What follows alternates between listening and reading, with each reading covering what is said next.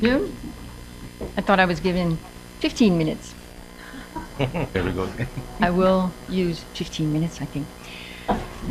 So I've been asked to talk about how agriculture can improve nutrition, or how can we make agriculture a tool that will really help improve nutrition at a faster pace than we have seen up to now. So first, I'd like to start with a conceptual framework of probably something that we all know. It's quite intuitive. Agriculture is related to nutrition and health. Agriculture benefits nutrition through a set of mechanisms, from livelihoods to increasing income, generating employment, improving food security, both from a quality and from a quantity point of view, and possibly improving gender equity. On the other hand, you have also the fact that health and nutrition can improve agriculture. Healthy adults and well-nourished adults have better physical strength, endurance, cognition. They might have better education if they were well-nourished when they were young. Therefore, they might be taking more risks, and they might be more productive workers and have greater income. At the same time, agriculture poses some risks for health. There are risks associated with water-related diseases, foodborne diseases, and zoonotic diseases. What I will talk about is basically this part here. In spite of the fact that those other linkages are very important, I will focus on the linkages by which agriculture can improve nutrition. This is a slide that we in nutrition use a lot, which shows the determinants of child nutrition. Basically, I will focus on child nutrition, maternal and child nutrition, but here it's a slide that shows the determinants of child nutrition. And you can see at the proximal level that the immediate causes or the immediate determinants of child nutrition are food and nutrient intake, food and health, and the underlying causes of nutrition or causes of undernutrition are at this level here: food security, care, resources, and health. So we often summarize this conceptual framework as the food, health, and care. Where does agriculture fit? Agriculture fits in here at the level of the underlying determinants of nutrition. So agriculture can help and is essential. We need the food, we need food security, we need to reduce poverty. Those are all essential for improving nutrition. But it can't do it alone. We need also the health and the care, and we also need the interventions that target the immediate causes of malnutrition. So we need agriculture plus all the other things in order to accelerate progress in improving nutrition. This is a slide that I'm showing not to test your eyesight, just to show you that the mechanisms are incredibly complex. And we have started to try to model those mechanisms by which agriculture can improve child and maternal nutrition. So here you have child and maternal nutrition. And here you have everything that's happening in terms of production of food, food prices, and here you have at the level of the household food consumption and selling of food for income, etc. So you have these mechanisms that are extremely complex. And in the context of this program, which is called TANDI, which is funded by the Bill and Melinda Gates Foundation, TANDI stands for Tackling the Agriculture and Nutrition Disconnect in India. So it's specifically looking at India, and it's looking at these mechanisms. And as I said, the point is not for you to look at the mechanisms, it's just to show you that it's very complex. And in the modeling, we're looking at 7 pathways. Basically, I will go through those pathways just to show you that there's all of those pathways to look at. And the bottom line is that agriculture is pretty far from child nutrition. So when we look now at the elasticities in India and look at this red here, this line, when you look at the elasticity of agriculture production on child nutrition, you can see that they're very low. They're, for underweight, for example, 1% increase in agriculture GDP results in 0.1 increase or reduction in underweight, 0.2 reduction in stunting. For maternal low BMI, this is much better, but for child nutrition, really, the relationship is not strong for the reasons I showed before. Now, I want to talk about opportunities. What do we have to work from? What are the opportunities for improving nutrition through agriculture? And I wanted to talk about 3 success stories or very promising areas. The biofortification, which you've all heard about, I'm sure. homestead food production programs, which brings agriculture, health, and nutrition at the community and the household level, and the area of what we now are calling nutrition-sensitive or nutrition-focused value chains. So in terms of biofortification, you all have heard there was the first biofortification international conference a few weeks ago here in Washington, organized by Harvest Plus. This is the process of breeding plants with higher micronutrient content. The reason why I want to talk about this is that it is already a success story in one sense, but it's also the first impact evaluation of an agriculture intervention that used a randomized controlled trial. We don't have enough of those. We don't have enough evidence that agriculture can improve nutrition, and this is one study that was done to do that. The work was done by the division. The evaluation was done by my division. Dan Gilligan was the principal investigator, and it was done in collaboration with Harvest Plus. So the program disseminated orange flesh sweet potatoes. It disseminated vines. It did some farmers training. It did a demand creation, meaning nutrition education to promote use of the product, marketing and development, in product development. It worked in Mozambique in 14,000 households, and in Uganda in 10,000 households.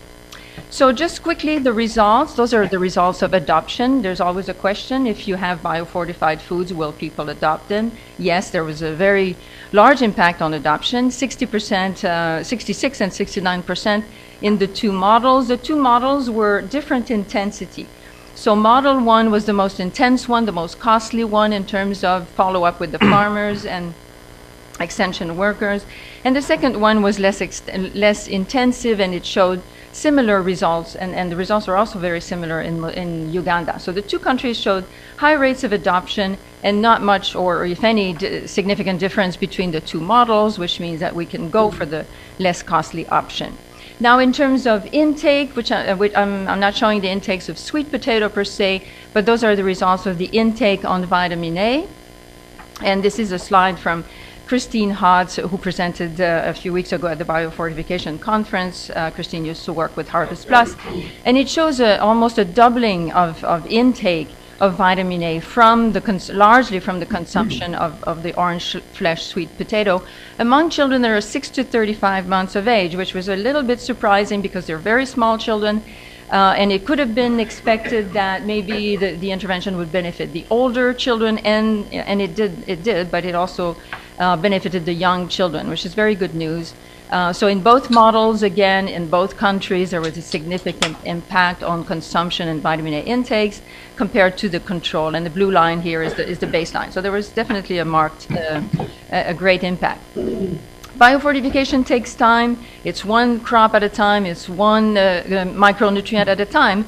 But this is still very good news. Now, in terms of agriculture programs to improve nutrition, we always come back to the excellent example of Ellen Keller International, who's developed a model of homestead food production and has developed the model and implemented it in several countries in South Asia, but has managed to scale it up dramatically in Bangladesh. So it's a type of program that integrates agriculture, nutrition at the household and at the community level. It's production-based.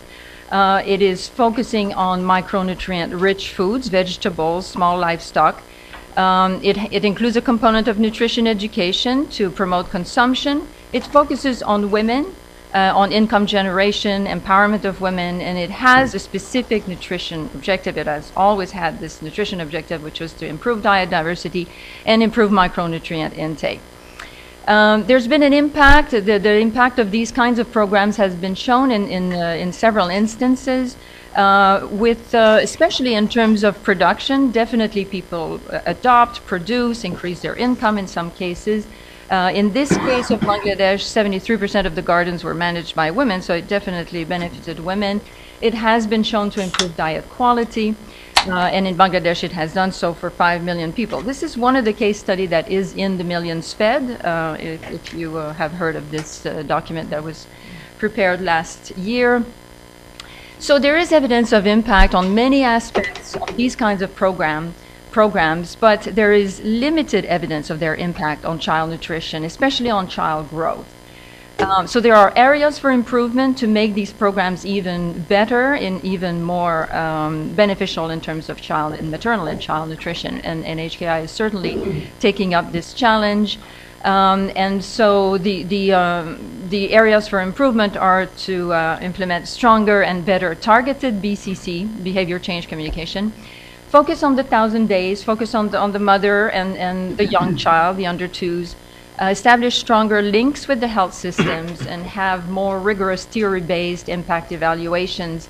This is one of the major problems with these programs. A lot of different NGOs have implemented them, and we don't know much about them because they haven't been documented carefully. So HKI is way ahead of the curve in doing that, in doing their best to document their story, but we need more of those, and we need some more rigorous evaluations than we've had in the past. Finally, the third example is the nutrition-sensitive value chain. We've been hearing that it's become a buzzword in the Washington area, the nutrition-sensitive value chain. Who knows what those are?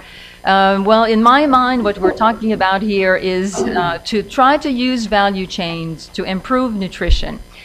We haven't done that very much in the past, and I'll show you an example that gives us an idea of how we can do that a little bit more systematically. We want to improve access of the poor to nutrient-rich foods, to high-quality rich foods. We also want to benefit the farmers. We want the farmers to have a market. We want to increase their income. So we have objectives that might be competing to some extent. So in this case, the example is from bean value chains in Uganda and Rwanda. And it's a study done by Robert Mazur in the context of a dry grain pulses crisp.